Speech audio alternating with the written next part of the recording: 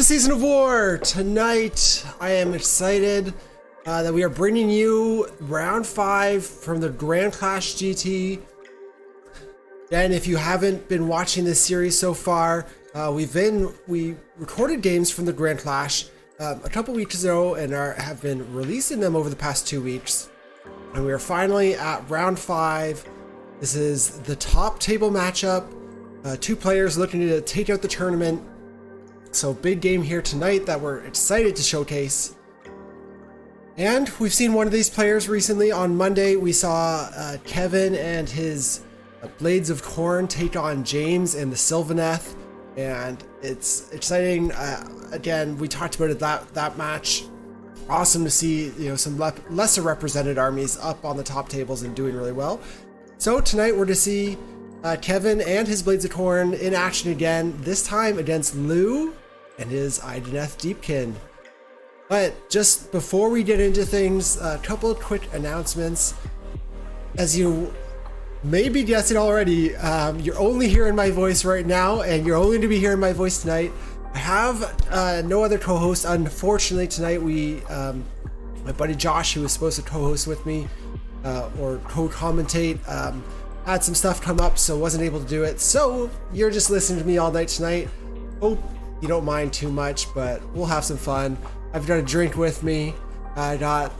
Looks like we got some people in chat already hanging out, so I look forward to bringing this game to you guys.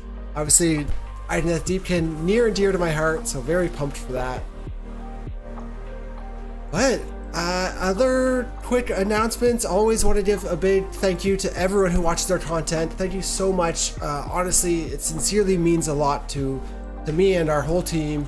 It's the whole reason we do what we do and create the content we do and put all the effort into it is for the community, for you guys who enjoy kind of a more competitive, dynamic look at the game. And yeah, we hope you enjoy the content and stick around for more. If you do really enjoy the content, I would invite you to check out our premium membership, where you get access to even more matches every week, private Discord for all our members, and some other perks like voting on matches. But that's the sales pitch out of the way. Only other thing I'm going to say is, if you are interested, we are running our own grand tournament for the first time ever. I think we only have 10, 15 tickets left. So this is the Season of War Grand Tournament.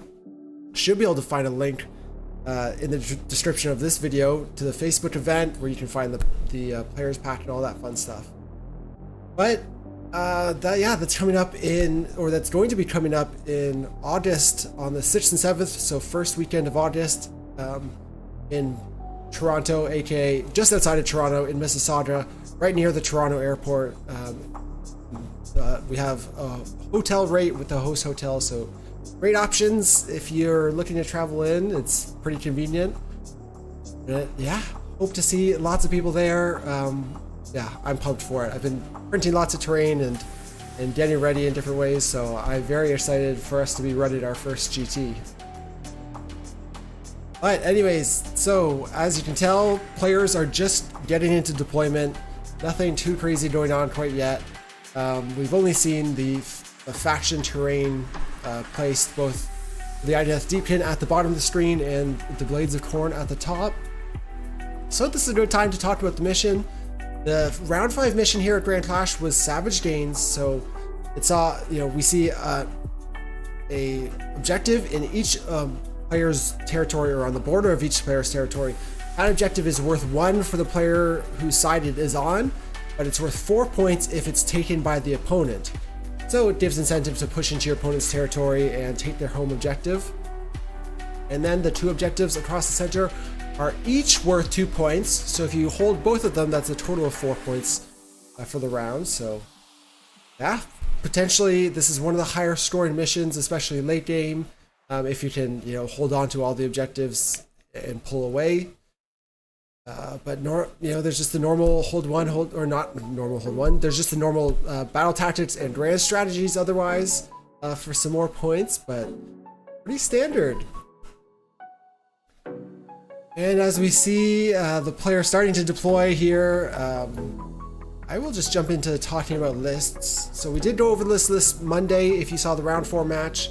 where, again, Kevin with his Blades of Khorne playing the sub-faction Reapers of Vengeance. The big thing in that sub-faction is the ability to pile in and attack twice for a command point on any of the Khorne demons. So that's a spicy one.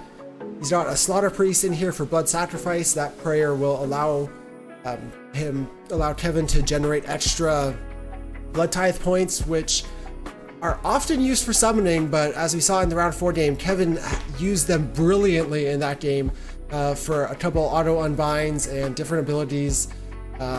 Uncommon usage, I would say, and just showed his expertise with the army. It was really cool to see. Otherwise, he's got Starbrand in the army, who's dishing out a ton of mortal wounds. We saw that last time as well. Good damage on him, and just, great all-around character for Blades of Khorne, one of the shining stars in that army. And then there is a Bloodthirster of Insensate Rage. This is the Bloodthirster that will do AoE mortal wounds if he rolls 6s to wound, which can be pretty spicy if he's got a bunch of targets in that nearby when he swings away. And then the next Bloodthirster is the Bloodthirster of Unfettered Fury. This one has an amazing command ability to allow all Khorne demons to pile in 6 inches. This is obviously fantastic for allowing the Khorne units to potentially run and then still pile in, not needing to charge. Also gets around things like Unleash Hell, Monstrous Actions.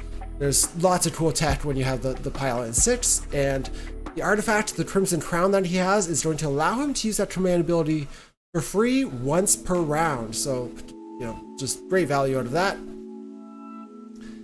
He also has a Blood Secretor in his army, who's just going to be pumped or giving out an aura primarily for +1 attack. So that's great on Starbrand, namely, but also the Bloodthirsters. So that's a big one.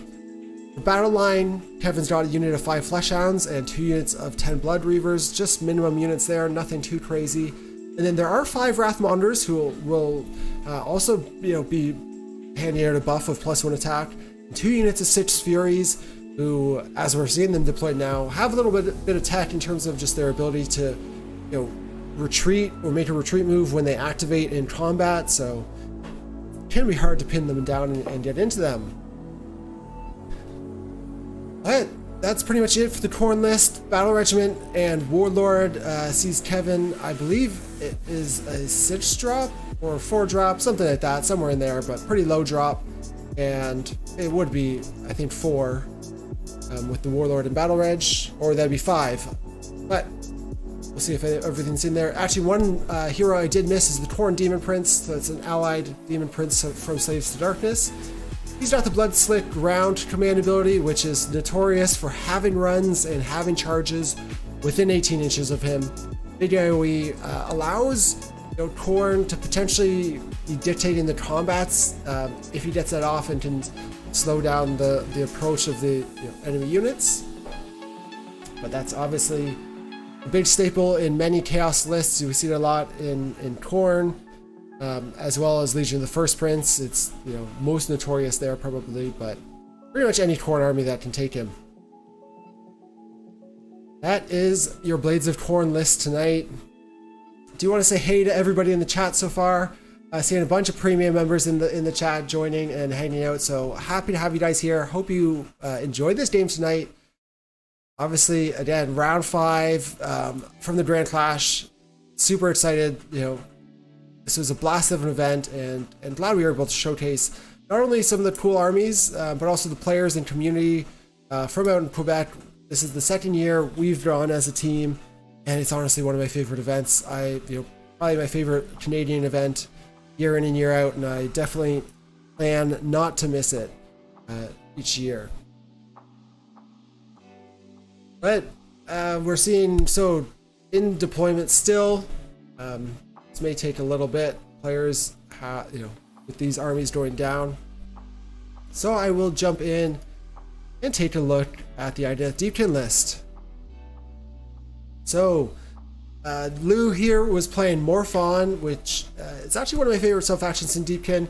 It allows the Soul Renders to not only bring back just the normal D3, but it's D3 plus 3 Namarti models to a unit each round, or at the end of each turn in the battle shock phase, which is amazing. It's both so twice around because it's both players' battle shock phases. He's only got one soul render in his list, but there's only really one main unit that he's focused on replenishing, and that's those Namarti Thralls. Lou has a big unit of 30 Namarti Thralls, and then also 3 units of 10 Reavers, who are noteworthy in their own right and definitely solid units, but it's really those 30 Thralls that I feel like Lou is going to be relying on to be the workhorses in his army. And otherwise, he does also have Lotan, who's got a great aura for +1 to wound, holy within 12 for Idoneth Deepkin units. Very solid. I love Lotan as well. And a pick that is not uncommon, but not what I've experienced or played with myself, obviously being a big Deepkin player. But Lou took the Eidolon of the Sea as his general, and he took Endless Sea Storm as his command trait. The Arcane Tome giving him an extra cast, which with his ability as well, potentially is putting him at like 4 casts a turn. Also able to reroll those, which is amazing. So really doubling down on making the Eidolon like a really big, casting hero, which the Deepkin don't really typically have, but the Eidolon of the Sea, you can definitely build him to make him, pretty strong. The spells that he's taking on the Eidolon are the Steed of Tides, which is a hero teleport, and with his Warlord Battalion, he selected to take an additional spell as an enhancement, and has taken Counter Current as a second spell on the Eidolon. That's going to have run and charge rolls, similar to what the Khorne Demon Prince does, but it selects a target unit or model rather than affecting a whole bunch of them. So that's a great spell as well for the Eidolon, and then also very notable for the Eidolon, he has an awesome War Scroll spell, which reduces save rolls for a target unit by D3. You can pick D3 units, but you can stack that all on one unit. So you could make one unit potentially -3 to save in combat. During the combat phase, 2 melee attacks specifically. But otherwise, in Lou's Deepkin list, he's got a Leviathan with, I believe he had Reverberating Carapace on there. That's what we have written down. Not 100% on that, but Reverberating Carapace, if that is the one, will extend the turtle's Void Drum range to 15 inches, which gives +1 to hit potentially for the Namarti units, which is the Reavers and Thralls, and also gives +1 to save. So just great solid aura, good centerpiece of the army. Anyways, that's Lou's Deepkin list, Hunters of the Heartland, Warlord Battalion, and 1980 points. Ton of drops, noteworthy, no reduction there, so he will definitely not be out dropping Kevin tonight. And just looking at chat while our players are deploying and getting ready for the game, Luca says he just became a premium member for that sweet KO content. Luca, I'm very thankful you joined, and hope you're enjoying all the new content. Not only obviously is there a bat rep every week, but we've got months and months and months of backlog that you get instant access to when you join the premium membership. So you have your work cut out for you catching up on all the old battle reports, but I hope you enjoy them. Justin makes a good point in chat as well, that he can cast something that's 7 spells if he gets good casting. Yes, I don't have my battle tome with me, but depending on the casting rolls of the Eidolon, he does get bonus, get to cast extra spells. Again, I'm not super familiar with that unit compared to other ones in the army, but just it's definitely, especially in Lou's build, that Eidolon is just a casting machine, a really strong spellcaster that really Deepkin don't traditionally have in the build. So otherwise, again, in deployment still right now. There is one big shout out I want to make today. And to give some context to this first, our players here, this was at Grand Clash in Quebec. Both of these players are local to, well, Quebec as a province. I don't know how local they were to the venue itself and Shawinigan. But both these players, they are native or both speak French, and they played this game in French. And when trying to make notes about the game to help with the commentary, I realized that they spoke French, which made it impossible for me to make notes about. So I just want to give a huge shout out to Rousseau Sylvain, who volunteered his time yesterday to go through this game and make notes for me, translate, so we can bring you the best commentary possible and make sure we know exactly what's going on the table. So huge shout out to Rousseau. I really appreciate all the effort that he put in, and I hope you guys do as well. I'm really excited to get into this game. So big thank you there. He is a native or a main Deepkin player as well, so he got to see first looked at this game. But he also did ask me to play an Eidolon of the Sea with the Incarnate, which is something he's been testing in his list building. So I said I'd do that for him in the coming battle reports. Maybe next time we have Deepkin on. So look forward to that. I am printing up an Incarnate, as much as I hate any model that gets spammed in every army or many armies. Obviously, it's something we want to talk about and showcase on the channel so that we can all learn how to use and or prepare to face it at events. But yeah, again, still in the midst of deployment, so I'll catch up on chat. Joel makes a point about Khorne probably not liking those Reavers too much. I would definitely agree. Khorne notoriously has no shooting or very little shooting in that army. Extremely little in Kevin's build here. Maybe the Unfettered Fury has a whip attack, but that's probably the only shooting attack as far as I know. So not too much in here, and yeah, the Reavers will potentially, one rend. Khorne doesn't have great armor saves. Those Reavers could potentially be doing work. And Joaquim asks about how much Gits content we have for our members. Joaquim, I don't think we actually have any. We've had one Gits game on the channel so far, and I can't remember if it was premium or not.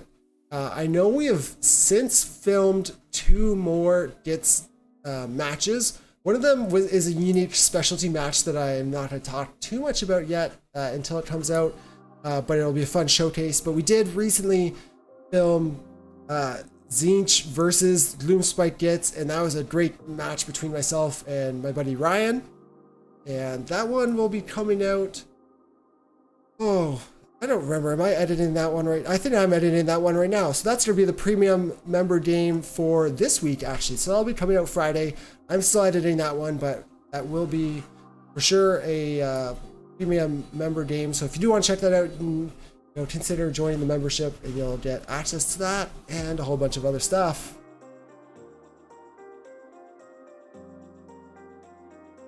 Again, thank you so much, Luca, for the kind words and joining the premium membership as well. Always appreciate the support that we get. Quality is a big thing that I always try and push, and we want to continually be improving and getting better, and improving things as we can. Right now, the biggest the biggest restriction to making any big changes is time, because of how long the battle reports take, and doing typically two battle reports a week, or sometimes 3 games when we have the live game coverage like this. So yeah, very excited. But again, always appreciate the support. Alex is joining live from Spain. Welcome, Alex. It's 3 a.m. there. Wants to see Slaanesh White Dwarf on Season of War. Slaanesh is one of those armies that I really want to collect at some point. Haven't gotten there yet. I don't know. I can't think of anyone off the top of my head in my, like, you know, in our immediate kind of community that has Slaanesh.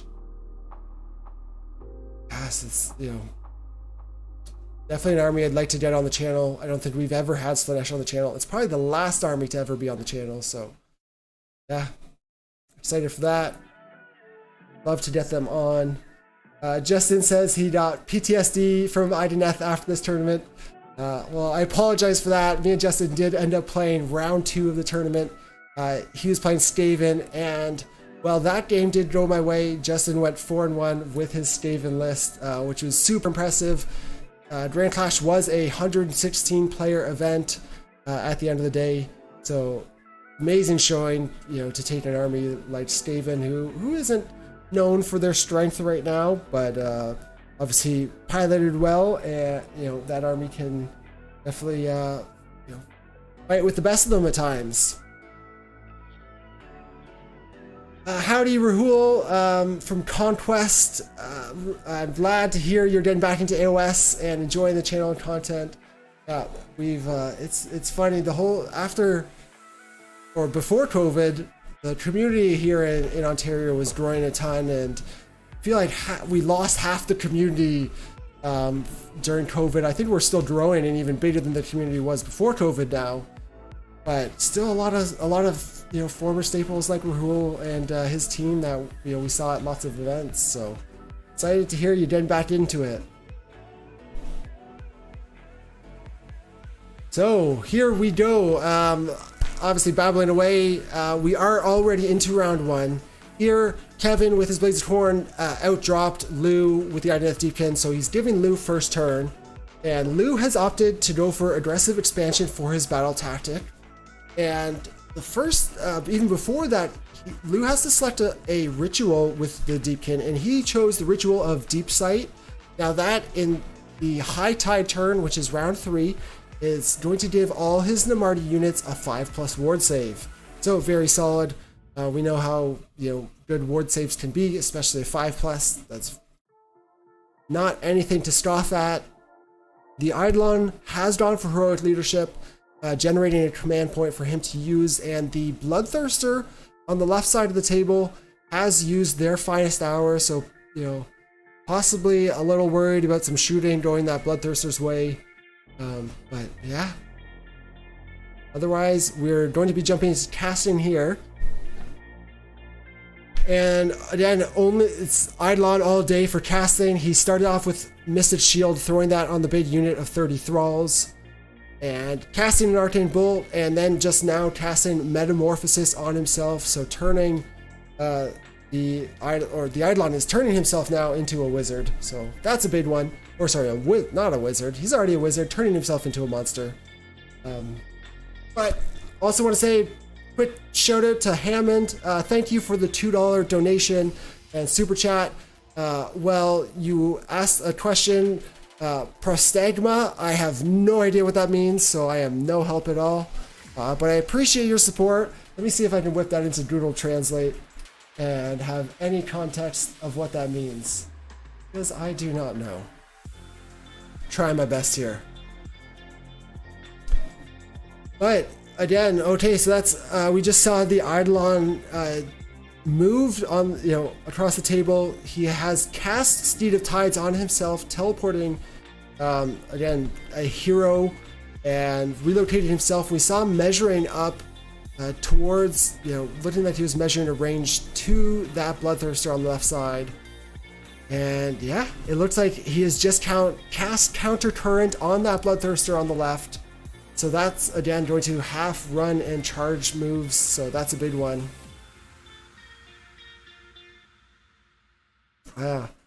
Archfey Beasts of Chaos have been on the channel, and we've just had them on once. I was actually talking to Matt, who's been on the channel before, about coming down with his Soulblight Gravelord soon.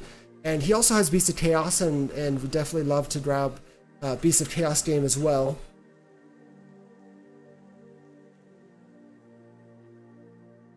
So yeah, definitely we've had one Beast of Chaos game. Would love to have more and show more of that army. And looks like, so we have seen now the Eidolon, I think with what will be his last cast, cast the Burning Head, just throwing that down on that left objective in front of him.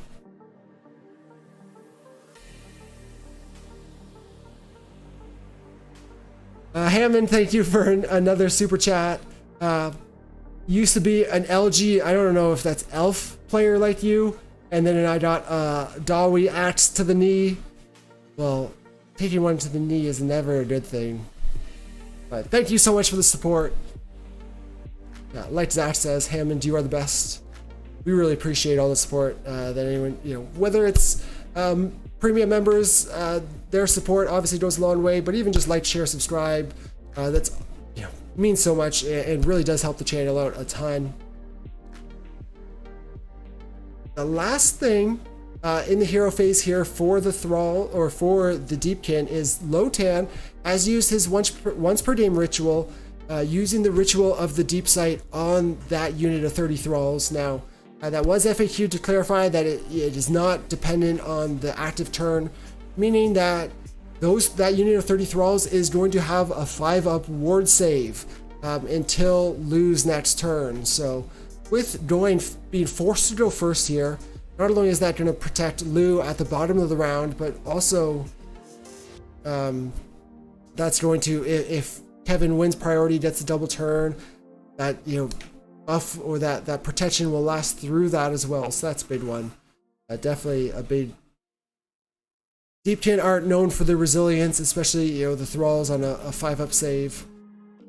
Giving them that 5-up ward is huge.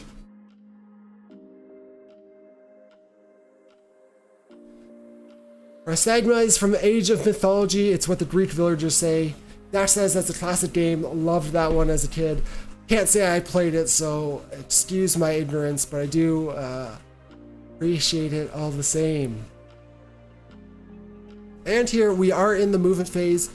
The Thralls, using the Eidolon's heroic leadership command point, have used at the double here, allowing them to run or move 12 inches total. Auto run 6, as it's very commonly referred to, but just looking to get those Thralls up into a central position. Again, they're going to be a workhorse of the army, and they can still take a hit now that they have that 5+ ward.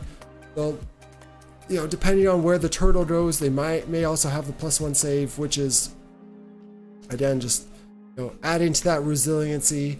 They are also in Hunters of the Heartland, so they can use all out defense. So potentially able to be +2 to save and have that 5-up ward. So that's pretty big.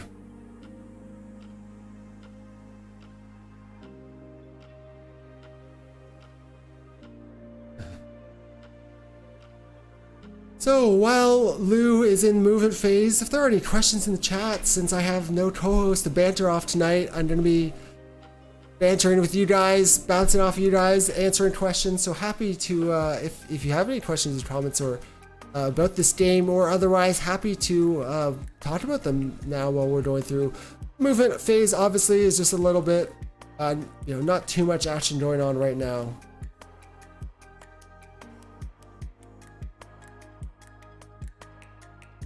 Joel says it is a good strat moving a Glasshammer army closer to a strong melee army.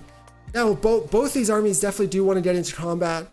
Idoneth Deepkin have the advantage with, a little bit of shooting, I think, giving them a bit of an edge against the Blades of Khorne. And the Reavers, and it's 1-run shooting, 20 attack or 20 shots coming out of each of those 3 units of 10 Reavers. So very strong, amount of shooting. Definitely no joke. Ruel says he is coming back for RGT, coming to hang out, so some more fun than real medalists, which is, hey, there's nothing wrong with that. The taking the off the wall fun lists are often more rewarding, or just playing the armies that and love. That's what it's all about. Would I ever run Thralls in a 30 block, Zach? I would. I have once on the channel at least. I can't remember if I ran a 20 block or a 30 block against Ridge in that first game with the new Battle Tome. The game didn't go overly well for Deepkin, but I've since personally been gravitating more towards running 10s, but I'm also not, if I was running, 40, 30 to 40 thralls, I would consider at least 120 block, potentially a 30. But that's one of the exciting things about seeing the differences between what I typically run and this list that Lou is running. It's quite different than my list.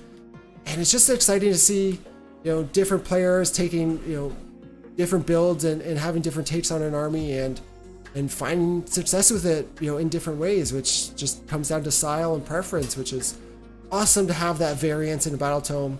I think, to their credit, Games Workshop has been doing a great job with the AOS 3 battle tomes, and I'm sure all of the community is appreciative of having a more diverse Deepkin book, no more so than Deepkin players themselves.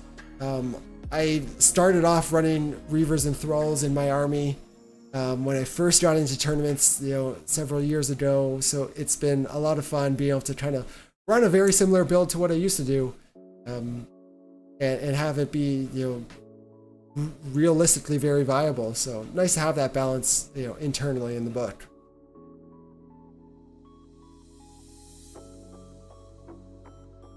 What's the one army I wouldn't be interested in playing? That's a good question. There's not a lot of armies that I don't like. I'm not typically a huge horde army person. I'll admit as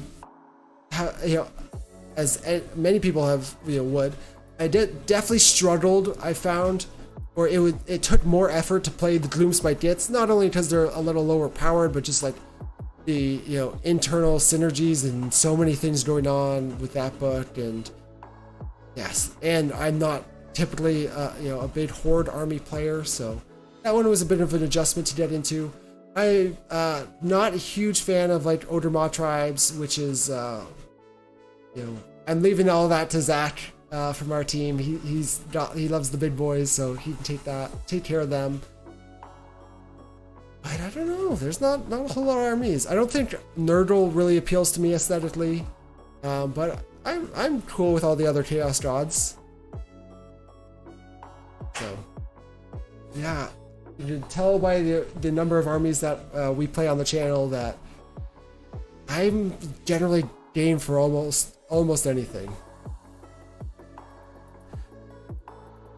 VV1L, two L's, two V's, two L's, says, hi Jordan, new to AOS, started an IDK army, which is awesome to hear. There's not a lot of IDK content on YouTube. Thank you for everything you do. Keep up the great work. Thank you so much. We've put out now, including our premium battle reports, I think it's at least 3 Deepkin games. We'll have another one coming up in the next week or two that was filmed a couple weeks ago. And now 2 additional just from this event. Obviously this game now, round 5, we're seeing Lou with his IDK on the top table of the of the event, final round. Round 1, the matchup last Monday, saw me with my IDK actually play against Pat East, who was last year's winner of the tournament. So when we got paired into each other round 1, I just knew that it would be an intense game, and we wanted to make sure we covered that one. So lots of Deepkin content on the channel, so hope you are enjoying it. We are wrapped up the movement phase now for Lou. Obviously we see him pretty heavily skewing to the left side of the battlefield, trying to start his thralls out in front screening, and Reavers and Turtles Eidolon in behind. It looks like we're just measuring ranges for those Reavers on the right side. What does Idoneth Deepkin specialize in? Ooh, that's tough. They're traditionally, I would say they're almost a jack of all trades army, in terms of maybe not that they do as much in every phase as other armies, like Seraphon does more than any other army in every phase, but they're kind of a glass hammer army for sure. They can dish out the damage, it's a pretty diverse book. They have solid shooting in the book now between Reavers, Alapexes, and the Leviathan. They have solid combat in the Thralls. Again, Alapexes and Leviathan are solid in combat as well. The Eels, we've seen fallen off a fair bit with the new Battle Tome, just with points increases and war scroll changes. Definitely still viable, but not like what we used to see, where you used to build your whole army around them. We have seen though that unit of Reavers on the right side of the battlefield shoot and take out 6 of the Blood Reavers. So see that unit of 4 left at the top on the right side for the Khorne. So that's 6 Reavers down, and looks like we got some more Reaver shooting coming up.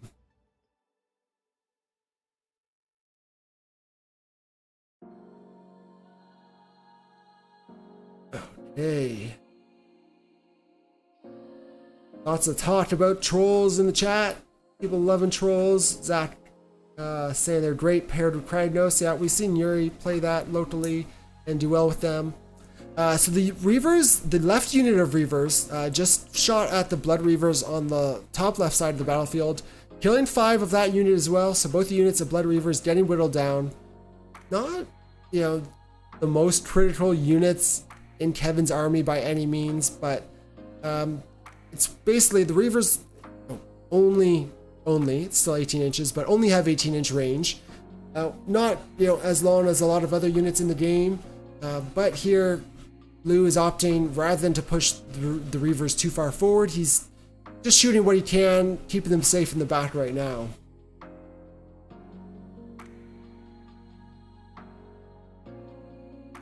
Kragnos Odorless is lots of fun to play. Great to hear. Yeah, I know Zach has been having a lot of fun with Kragnos. Carl played with Kragnos a lot as well.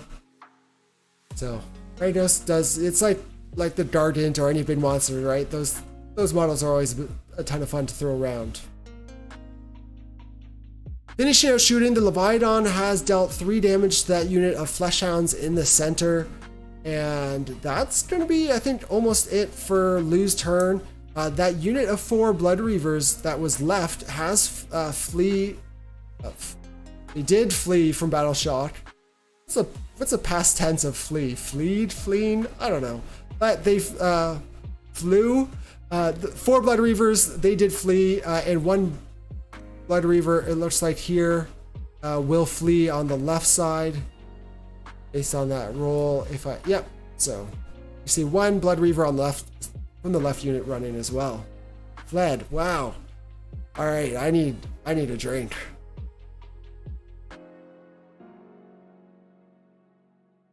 That's how you know. Not only can I not speak French, but apparently it is late enough in the day that I can barely speak English as well. So I appreciate all you guys in the chat having my back on that one. Wow, that's embarrassing, but that's okay. We're all here for fun. And that will wrap up Lou's turn with Deepkin.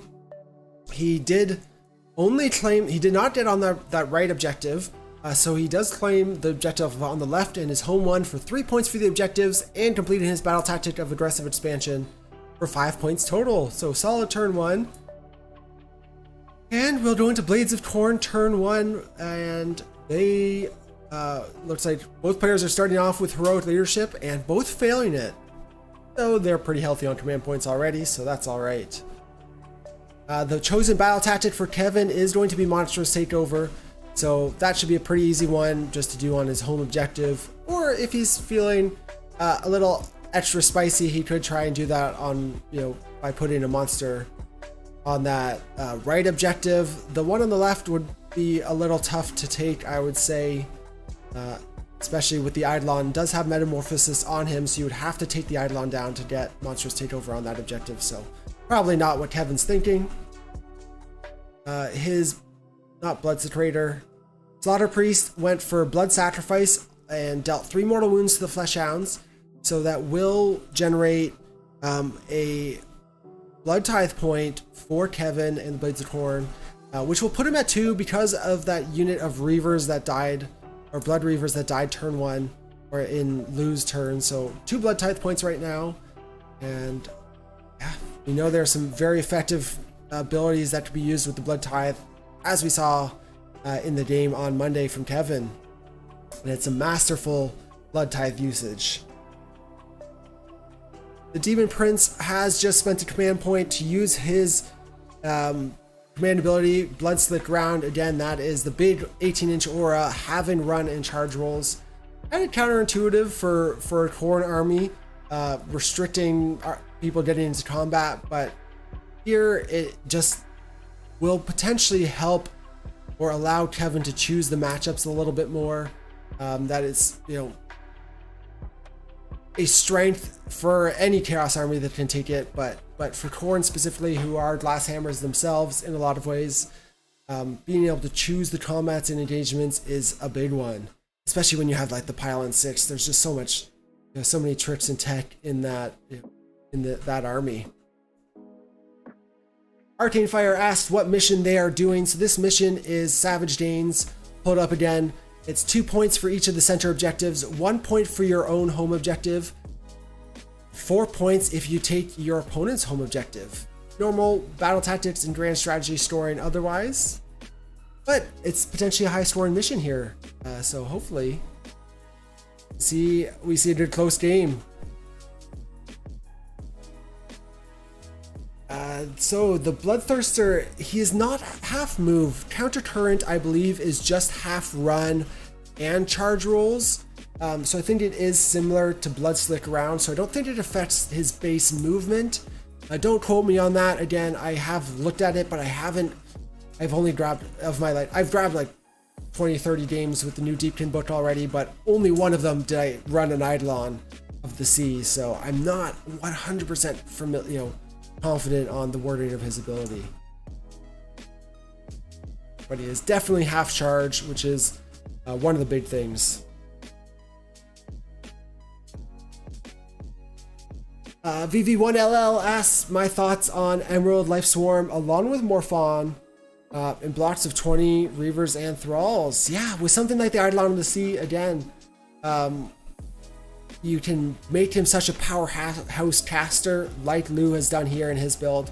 Now, he doesn't have any pluses to cast, which can be a bit of a red flag, but he does have the reroll, which is, better in some ways, worse in other ways, but it all depends on how lucky you get. So I think that's definitely a viable build. I think Life Swarm could be a great pairing in a Namarti, a very Namarti heavy build. Lou's got 60 here. I think a Life Swarm definitely wouldn't hurt for him to have, but points wise, obviously would have to balance some other things around to make it all fit.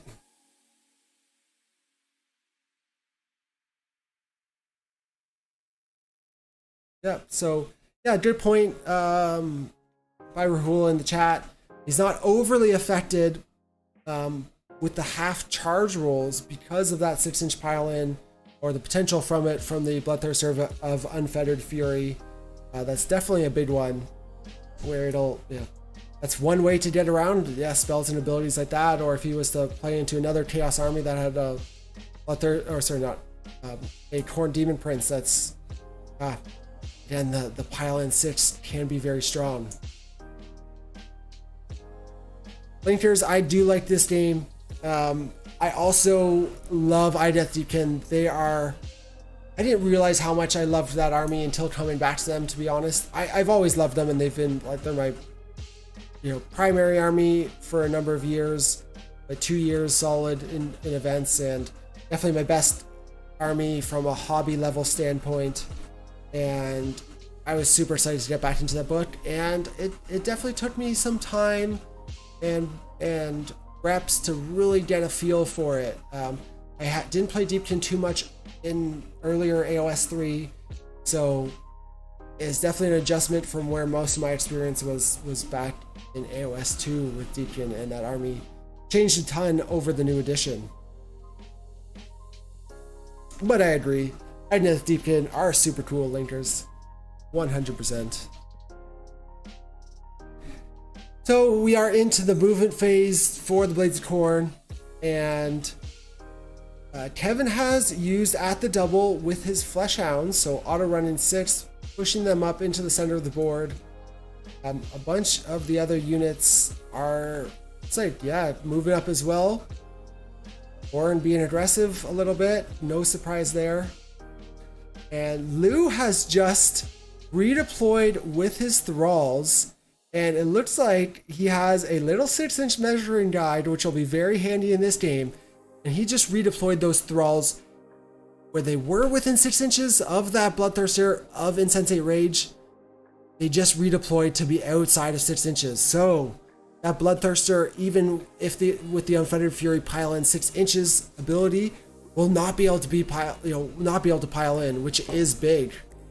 So restricting or limiting him from getting in, that's a big redeploy.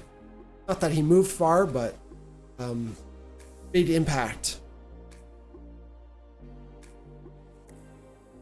Yeah, Joel, I have to agree.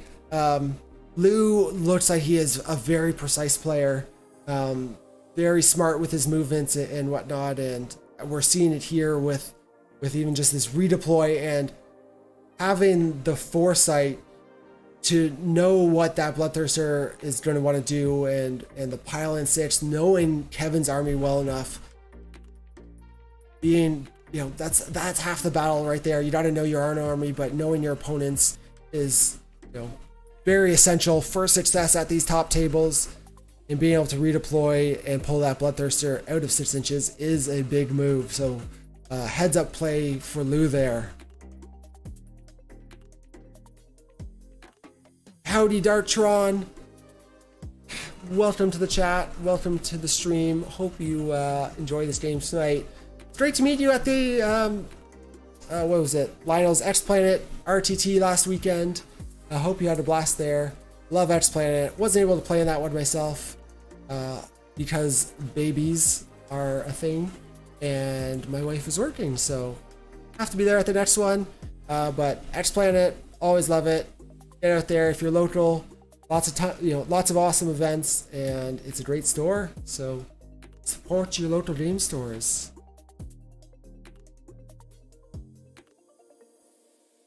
Here again, we're seeing lots of aggression from this, Kevin with the Blades of Khorne. As we saw last game against James of Sylvaneth, it's definitely aggressive moves for Khorne, but because of that Khorne Demon Prince having charge rolls, he can be defensive at times as well, where it's perhaps he's not being as, in reality, he's not as risky as it seems, or his play, because of that, having those charge rolls, that's huge. But one great way to deal with that aura is with shooting, and Lou has a fair bit of that in his list. And right now, it's all pretty well defended, pretty safe. But they, as always, with high tier, I can't even say these are both high tier armies. No offense to Kevin, Blades of Khorne are not necessarily known as a high tier army. Kevin's just performing excellently with them, so that's big shout to Kevin for how he's done with Blades of Khorne. But yeah, turn 2 priority. What I was getting to is turn 2, turn 3 priorities can always be very impactful. They don't decide games, but I mean, it can for sure at times, but definitely can be a big move one way or another.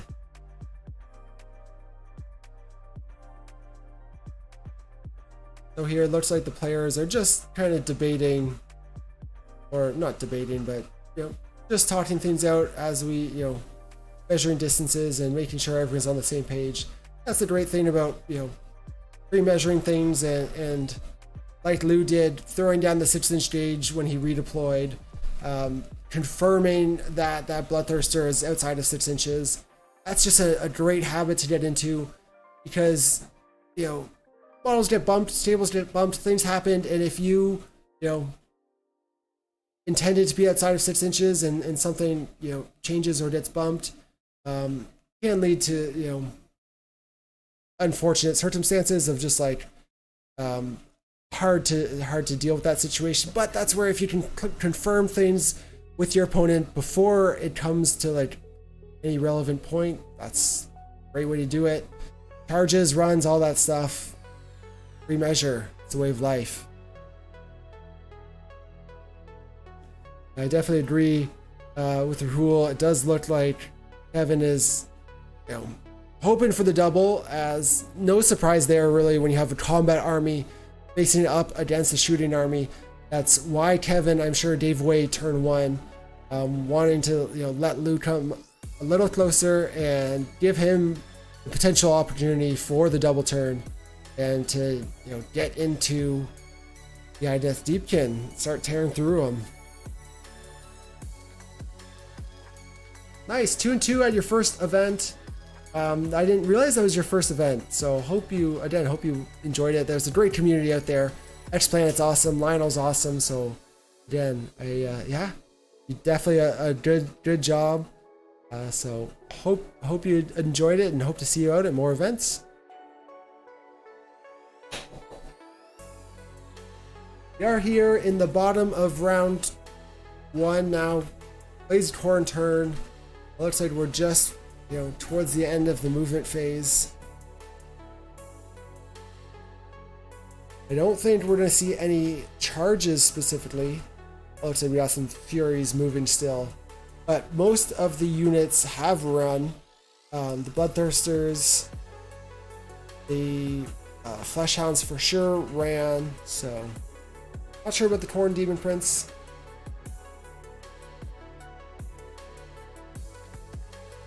But yeah, again, not big thing is that Bloodthirster and both Bloodthirsters and Starbrand none of them are wholly within 6, or not within 6 of any opposing units for that 6-inch pile in. But as we just saw, Kevin just pointed to his Bloodthirster of Unfettered Fury and uses Rejoice in the Slaughter, which is the command ability for the aura of 6-inch pile-in for Khorne demons. So he's piled in those 2 Fleshhounds into the unit of 30 Thralls. I have a feeling that he's not expecting to do too much damage, maybe just hoping that they survive and keep those Thralls tied up. Could be, I guess, could be a hope. Johnny's saying, glad he can finally catch a game live. Thanks for filming these games. Oh, I appreciate you joining live. Glad you were able to make it. So busy taking down the stores that you couldn't enjoy them. Well, Johnny, appreciate all the efforts in running events and whatnot, and glad you're able to catch these games. I'm so happy that we were able to film games at Grand Clash as well. It was getting to showcase these armies and different players, and it's awesome. Like, how often do you see Sylvaneth and Blades of Khorne on table 2 in round 4 at a tournament? That's unheard of, and played by 2 very solid players. Kevin obviously super excellent, knowledgeable with his Blades of Khorne. James a very knowledgeable player as well, though I know Sylvaneth was new to him, so he's not super experienced with Sylvaneth, but still knows the game extremely well. And actually, Justin, you make a very good point. If those Fleshhounds die, that is a Blood Tithe point. I would assume that they will. And we can see, so Fleshhounds did kill 1 Thrall in combat, and Lou, it looks like, is just going to be doing his pile in. And just being very careful not to tag anything else within 6 inches. So he moved basically just up to the 6-inch line from, away from that Bloodthirster or Insensate Rage, just making sure he's not getting into combat here. Same thing, piling in these Thralls for a little extra movement, but making sure he is not tagging anything else, within that 6 inches. Just heads up, being aware of what's going on and then what Kevin's army does. He knows your tricks, Kevin. But yeah, I would assume that these Fleshhounds are not going to last too long.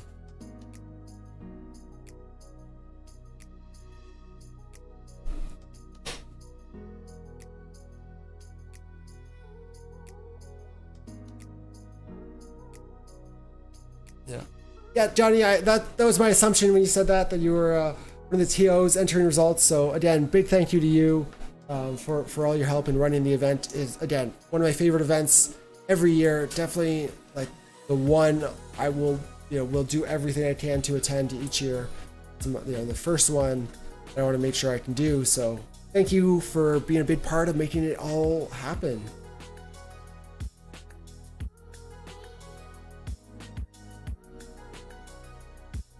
Yep, Dartron, that's what it's all about. You take what you can from your games and losses. It's all about learning and improving and getting better, and that's where a lot of the fun comes in. The Thralls did indeed kill those 2 Fleshhounds. No surprise there. It is a Blood Tithe point, so that will be, is it 6? Or sorry, we're at 3 Blood Tithe points now, and then the Soul Render has returned the 1 Thrall that died to the Fleshhounds, and cheekily he put that Thrall up on the left side within 6 inches of everything else, but because obviously it's past the combat phase, nothing's getting that pile in, but just getting closer to all those opposing units.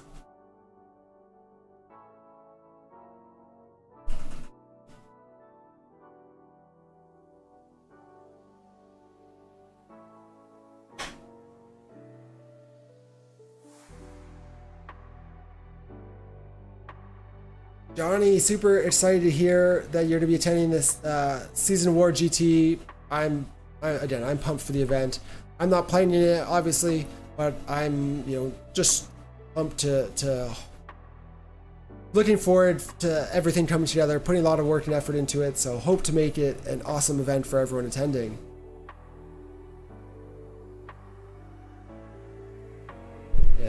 And you said you were surprised to see Kevin do so well. I don't know if that's a knock on Kevin or just Blades of Khorne, but yeah, very impressive to see Kevin do so well with Khorne at Grand Clash.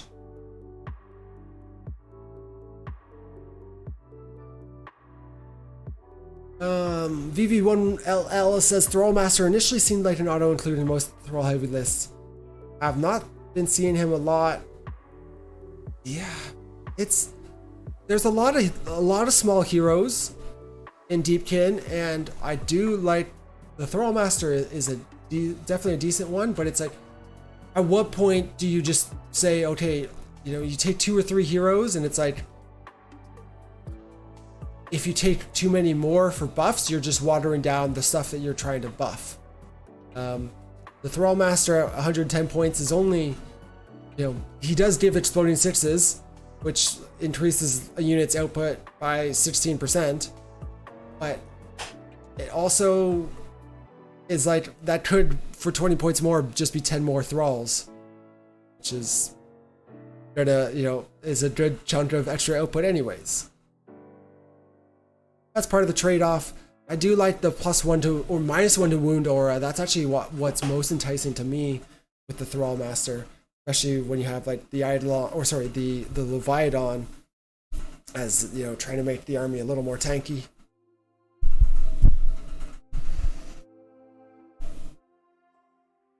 And here, so sorry guys, missed it, getting distracted. We are into round 2. Lou has won the turn, taken the turn, won the roll. He rolled a 6 for priority and took the turn. Has gone for ferocious advance for his battle tactic, failed heroic leadership. And then the Demon Prince uses their finest hour and Khorne has spent their Blood Tithe on Murder Lust, allowing a unit to charge in the hero phase. Here we have seen now the Khorne Demon Prince charge in and tag the Thralls and the Eidolon. And now I do have to give a quick note on this. Kevin did reach out and mention after the game to me that this was a mistake because the Khorne Demon Prince is not a Blades of Khorne unit. So while he could have done this with potentially the Bloodthirster of Insensate Rage or another unit, he shouldn't have been able to, or wasn't actually able to do it with the Khorne Demon Prince. So that was a slight mistake that Kevin let us know about after the game. Little one here, don't think it's going to have a big impact. Again, could have done it with other models potentially, but anyways, just a little note. Always want to, mistakes happen at all levels of play. There are so many rules in this game. It's hard to know everything, and the Khorne Demon Prince does get, or the Slaves to Darkness Demon Prince with the Martyr of Khorne does, I believe, get the Khorne keyword, just not the Blades of Khorne keyword. So, little nuances. But we are into casting, and the Eidolon has cast Metamorphosis on himself, but was unbound. So not turning himself into a monster this time. He did cast Arcane Bolt, and that's where we're at so far. Oh, it looks like we just cast Tsunami of Terror, dealing 1 mortal wound to the Demon Prince. So, Khorne doesn't have any mortal wound protection in this army. The Demon Prince actually is pretty solid with a 3-up armor save, but mortal wounds are a great way to chew through him.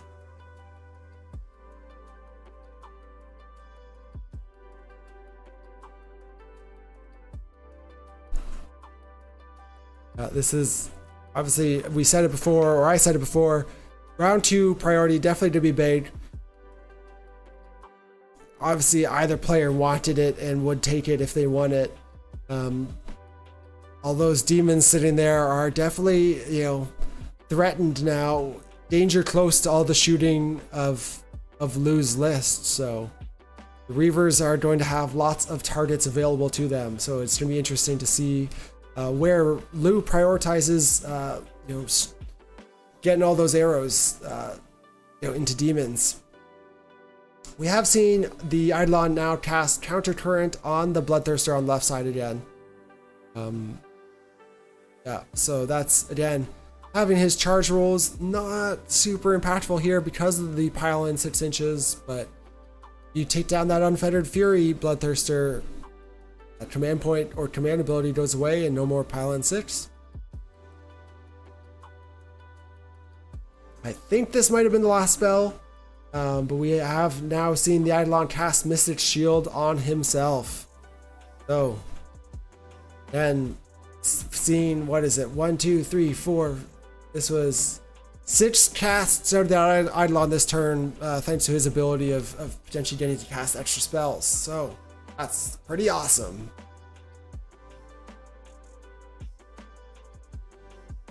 And noteworthy, obviously, just circling back, we are tied at the top of round 2 right now, 5-5, both players grabbing one of the center objectives and completing their battle tactic in round 1. So tie game here, with priority again going to the Idoneth Deepkin. That's the big one.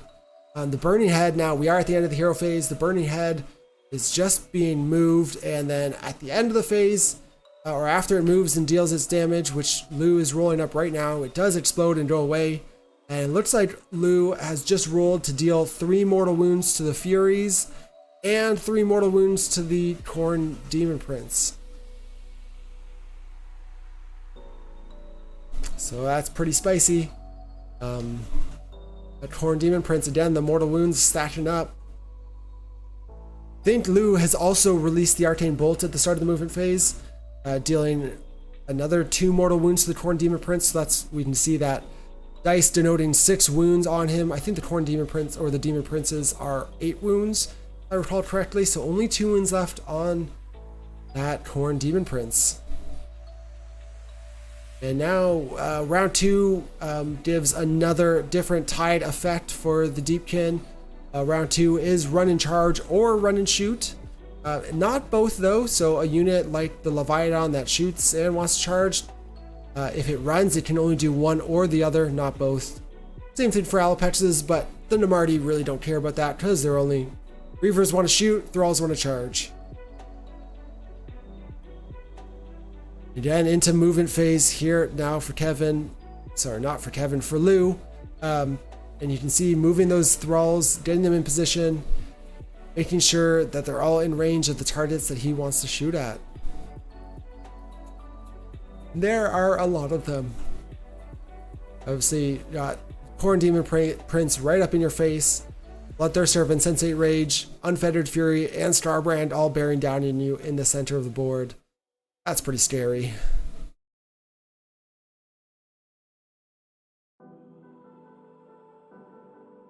Definitely interested to see what Lou prioritizes as the biggest threats.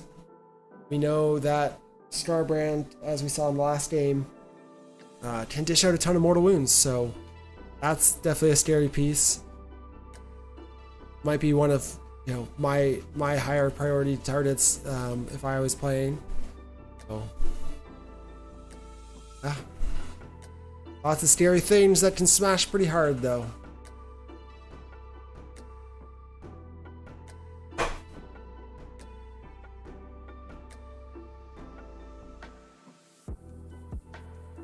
Looks like Lou debating where he wants to move that Leviathan.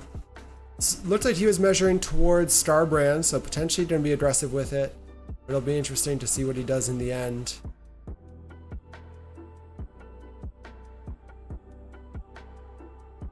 Lou did choose Ferocious Advance as his battle tactic this round.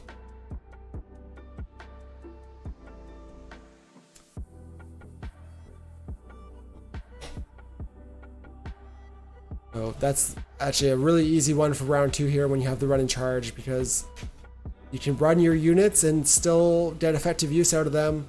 So that's not really too much of a concern.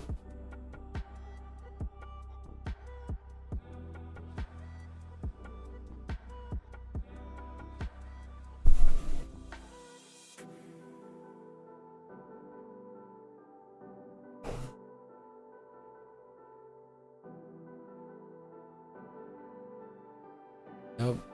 All right. They're just... Lou is being very calculated with his movement here. So moving the Soul Render up just in front of the trees. I think it was his Soul Render and the 2 units of Reavers that were the chosen units for Ferocious Advance. So here easily bringing them all within 3 of each other, and again can run and shoot, so no harm in running here.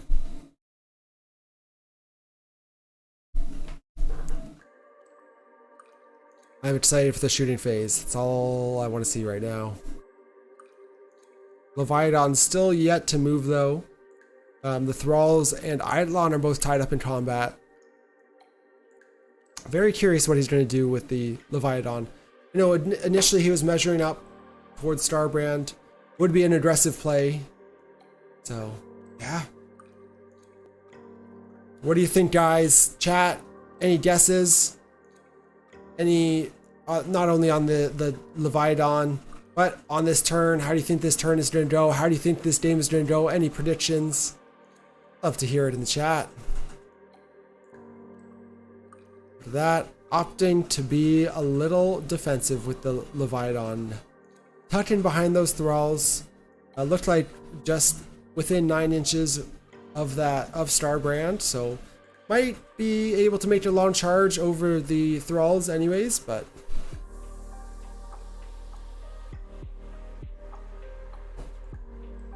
Jordan from Warpfire Mini says Lou should be able to shoot off one of these Bloodthirsters off the board. I would think so. But it's interesting. He won't be able to put, it doesn't look like he's positioned to put like all the Reavers into one unit, just with that unit on the right a little further away. So Starbrand is probably going to be like, I feel like to me would be the scariest one, but I don't know if the 2 units of Reavers on the left side are actually in range of him. We'll see. Hard to tell from this angle, or not from the angle, but just without being there in the action and able to measure it. Arcane Fire says he hopes Idoneth Deepkin win. I'm with you there. Well, we did see Kevin do super well, and it's super impressive to see him there with Khorne. Always gotta cheer on the fish boys. So gotta root for the Idoneth Deepkin. And yeah, Warpfire also agreeing that Starbrand is definitely a high priority target.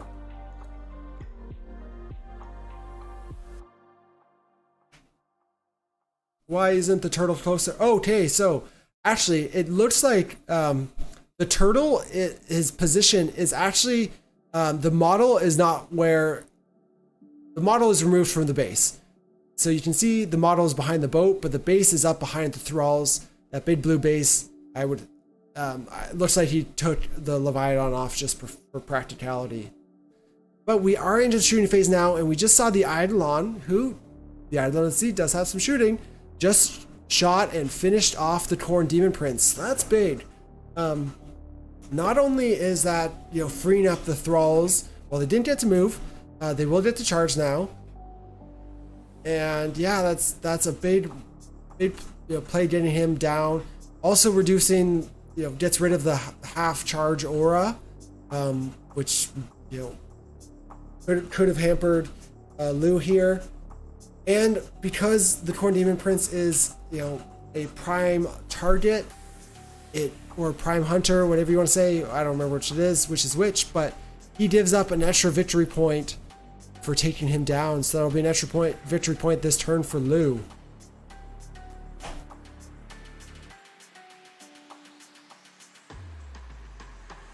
So we're starting off with the Reavers in the back at the bottom. They're shooting, splitting their shots. Looks like they've dealt 3 damage to Starbrand. Probably only, I would assume only a couple were in range of Starbrand. And the other ones are going into the Wrath Monitors. So yeah, it's a little surprising. It's not a bloodthirster, but again, the Wrath Monitors are solid in their own right, and also give it a buff. So trying to pick apart the synergies, it looks like, more than anything.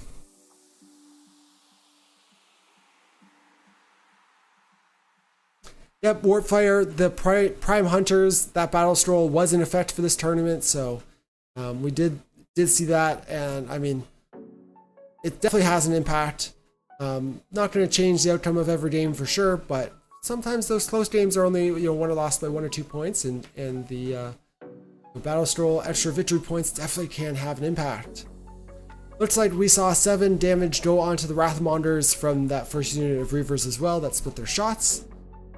Killing 2 of them.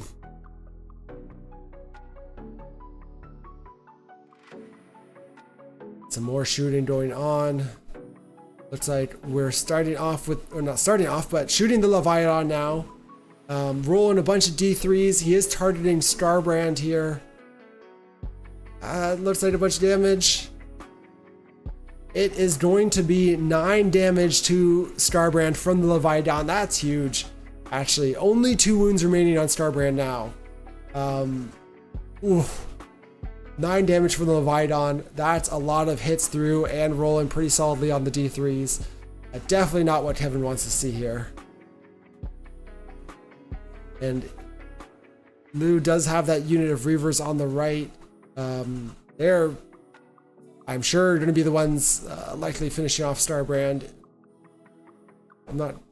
Looks like they are splitting shots though, so taking a bit of a risk here for Lu, splitting shots into Starbrand and the Furies, but they have taken down Starbrand now, and I think we'll have a few more attached going into the Furies.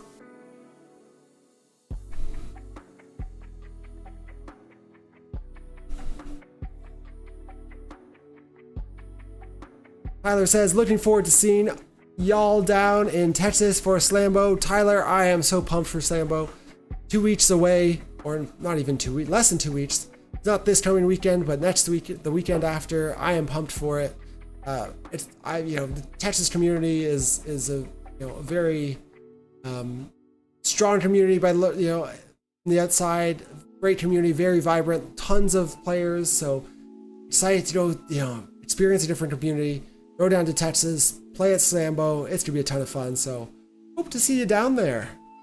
Definitely say hi if you see myself or Carl. Yep, Turtle Power is right. Leviathan dealing 9 damage to Starbrand was pretty huge. RIP indeed, Jonathan. Oh, Tyler is the Prime Minister of Slambo and going to help the TO. Oh, awesome. And thank you for your service, all you tournament organizers. Do a ton of work and super appreciated. Unit of Reavers on the left, just all shot at the Bloodthirster, dealing 8 damage to him. So only 6 left on that Bloodthirster. We're seeing lots of damage again in shooting. I talked about it earlier that the Reavers, when you don't have great armor saves, they can really put out some hurt. We are into the charge phase now, though. Looks like the charging first with the Thralls. They have made a 6-inch charge, so not too far, but it's enough to get them in. And then with pile in 2-inch range, Blue should be able to get a good number of those Thralls into combat.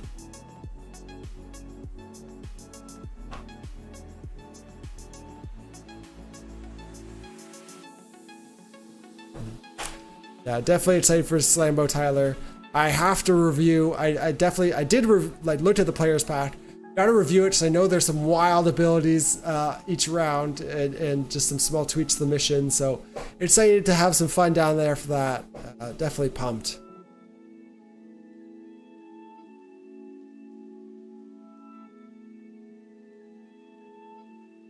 Yeah, Kevin saying he put everything on the line, so to speak, playing for that double turn. Kevin is joining us in the chat again tonight. Looks like the Khorne player here. So as we talked about earlier, when you Khorne, combat army facing up against an army that's more balanced with shooting, gotta try and be aggressive. He gave away turn 1, trying to set up that double turn. Didn't get it here in round 2. So we've seen Starbrand go down. That Demon Prince the Demon Prince did go down as well this turn, and the Bloodthirster on the left side took 8 wounds in shooting, only has 6 left. I'm not sure what players are talking about right now, but Lou was in the midst of his charge here with the Thralls. Might just could be a water break, who knows. Again, I couldn't make notes about this game because they spoke French, and that is entirely their right to do so. We were the foreigners there, but it made it a little challenging for me, for sure. Yeah, agreed with Rahul. Shooting is definitely super strong against Khorne, and 4-up armor saves on those Bloodthirsters, not great. Especially, even the Reavers have rend 1.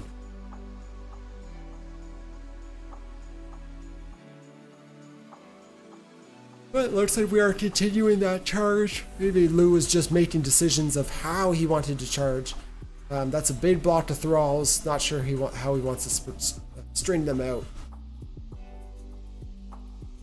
What up, WeCon Gaming, War Gaming? Shout out to We. In the chat. We is a huge part of the channel behind the scenes. Still trying to get him out to play a game on the channel, but We is a huge help doing a ton of the scripting for the games. So all the battle reports we film, we often or generally will always be the first one to see them, putting the scripts together, letting us know everything that's going on, so that usually Cass can narrate the games and throw a little extra sass in there sometimes, but big props to Wee for all his work with the channel. Super appreciated, Wee.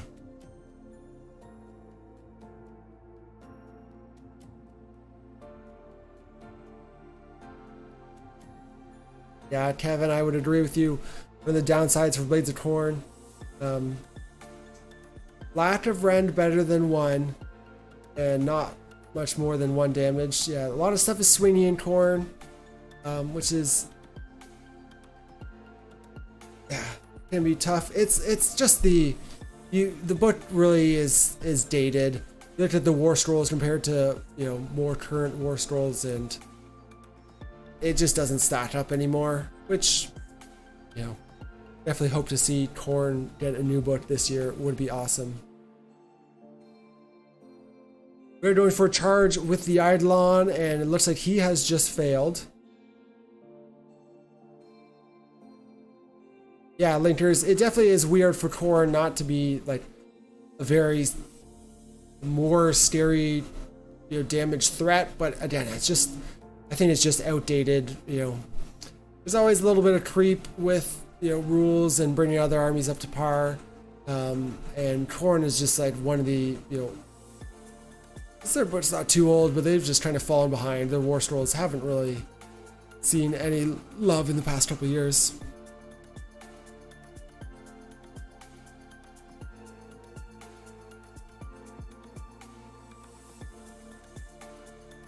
Yes, Luca, you are correct. Starbrand has gone down. Couple chip wounds from a couple units of Reavers to put some damage on him, but the big bulk of it coming from the Leviathan, who dealt 9 damage in shooting, which was big.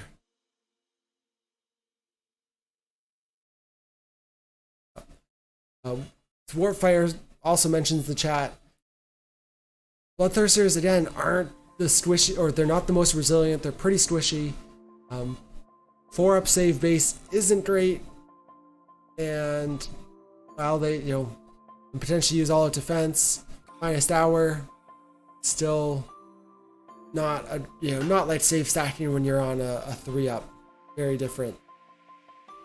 It looks like Lou is activating first here with his thralls,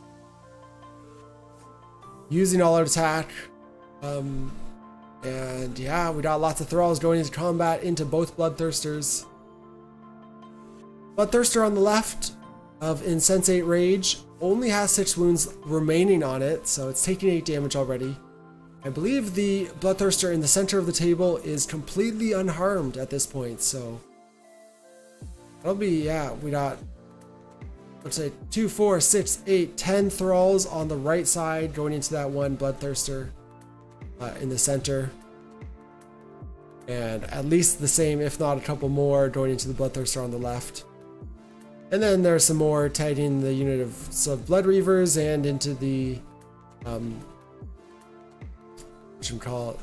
little harpy dudes on the left side.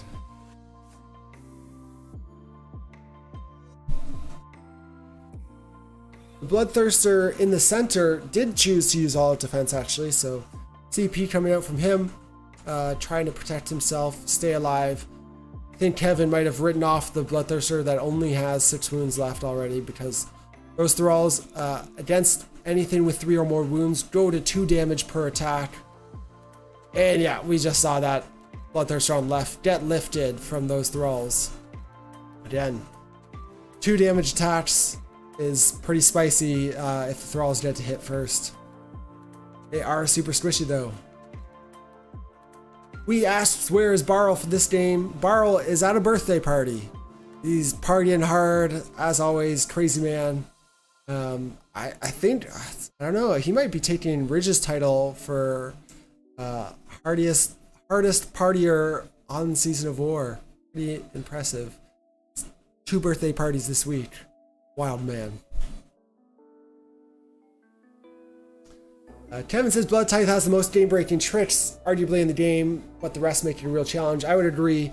Definitely some great tech, great rules, and great abilities in Khorne, but the War Scrolls. Okay, well, let's circle back here. So we just saw a handshake here. So those thralls on the right side, 10 thralls there in combat, just took down that Bloodthirster in the center of the table as well.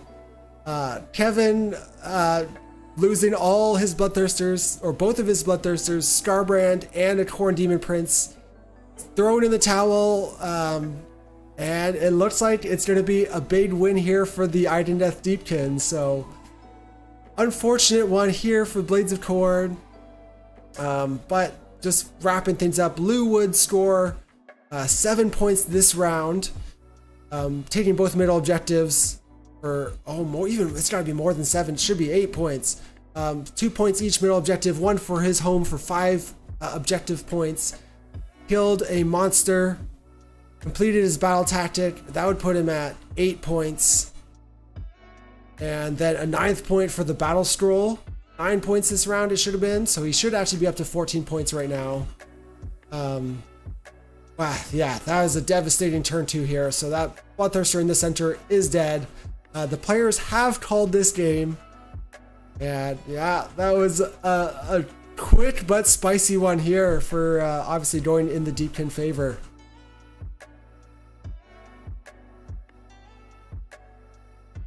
Yeah, I was saying, just talking about, Kevin was just giving some comments about Blades of Khorne. Obviously, having done super well, gone 4-1 with them now.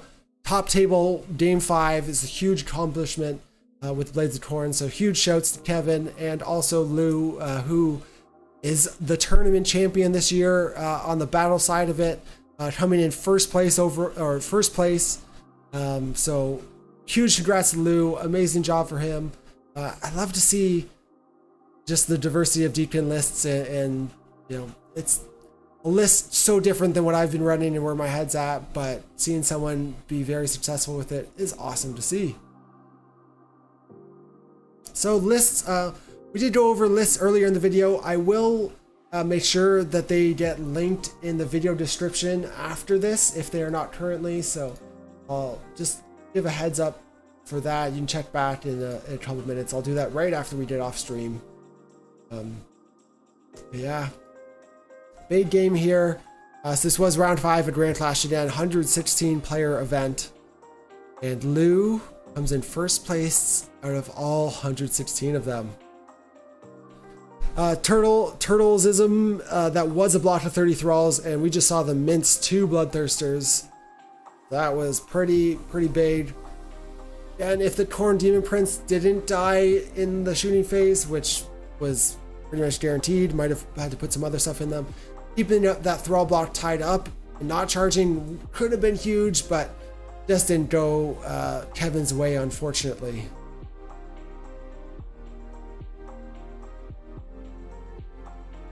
Yeah, so again, big win here for Deepkin. Hope you guys enjoyed this match. A little bit of a shorter one, but it's good to see.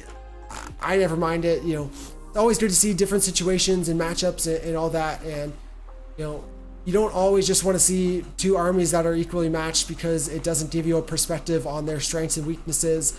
Obviously here, Kevin with the Blades of Khorne, we saw going up against armies with some, you know, very solid shooting.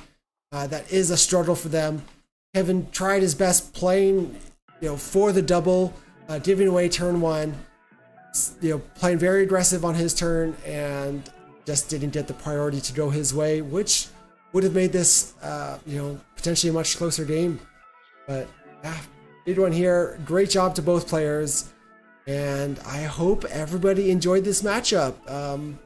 And look forward to doing more coverage like this in the future. Talked about Slambo earlier. Me and Carl are going down to Slambo GT next weekend, not this coming, but that's a big event that's going to be down in Texas, and I'm excited. I'm bringing my gear, going to be recording games down there as well, so super pumped for that. It's going to be an awesome event, amazing community down there as well that, you know, I would love to feature players from, so I'm pumped for that. Hopefully see some more beautiful armies on the table, some great games of Age of Sigmar. I look forward to bringing them to you guys in you know, coming weeks. But otherwise, thank you to everyone who joined tonight or is watching this video back in the future. Appreciate you guys in the chat. Great hanging out with you, and thanks for keeping me company when I'm commentating solo tonight. I did have a ton of fun doing it though. Still get to talk about Warhammer all night, so having a blast. But that's gonna be it. We'll wrap things up here. Say a big thank you and good night to everyone. And we'll see you soon in another battle report. Have a good night, guys.